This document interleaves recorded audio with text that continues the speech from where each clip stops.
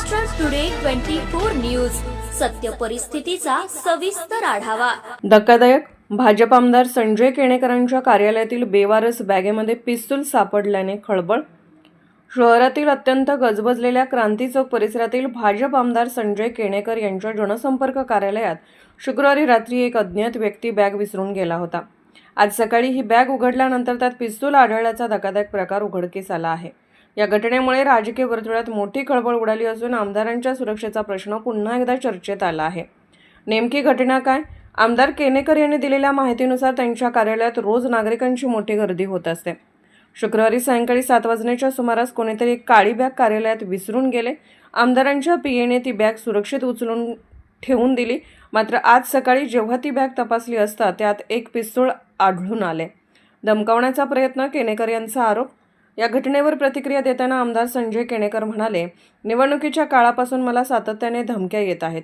मी अनेक घोटाळ्याबाबत तक्रारी केल्या आहेत, त्यामुळे मला धमकावण्यासाठी हा प्रकार केला असावा असा माझा संशय आहे।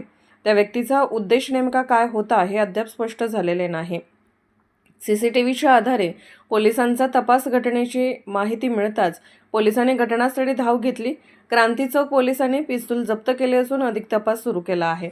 कार्यालयातील आणि परिसरातील सीसीटीव्ही फुटेज तपासले जात असून ती बॅग घेऊन आलेली व्यक्ती कोण होती याचा शोध लवकरच लावला जाईल असे पोलिसांनी स्पष्ट केले आहे। सही देखे तो मेरे इस कार्यालय में के नागरिक अपनी समस्याओं को लेके आते हैं, मैं उसका निराकरण भी करता हूं और इतनी गर्दी भीड़ रहती है। मैं पिछले कई सालों से भारतीय जनता पार्टी का कार्यकर्ता बोलकर काम करता हूं, रस्ते पे का कार्यकर्ता हूं। निश्चित स्वरूप से गौवंश हत्या के संदर्भ में बोलने वाला हूँ, लव जिहाद के संदर्भ में बोलने वाला हूँ और प्रखरता से अपनी भूमिका को रखने वाला मैं नेता हूँ। और ऐसे कई बार मेरे को धमकियां आ चुकी है, मैं उस धमकी को नजरअंदाज करता हूँ क्योंकि मैं इस बातों को डरता नहीं, क्योंकि मेरा सरकार सक्षम है। आपको कब पता चला कि इसके अंदर आज सुबह हमें पता चला। किसने सबसे पहले बैग देखा? ये हमारे कर्मचारी महेश बुराड़े बोल के है, मेरे सुइए साहेब, उन्होंने बैग दिखाया। मैंने कल रात में ही 7 बजे बैग मिला तो उनको रखा मैंने, कोई इस शहर का नागरिक भूल गया होगा, अंदर रख दो। तो सुबह देखा तो उसमें गन मिला है।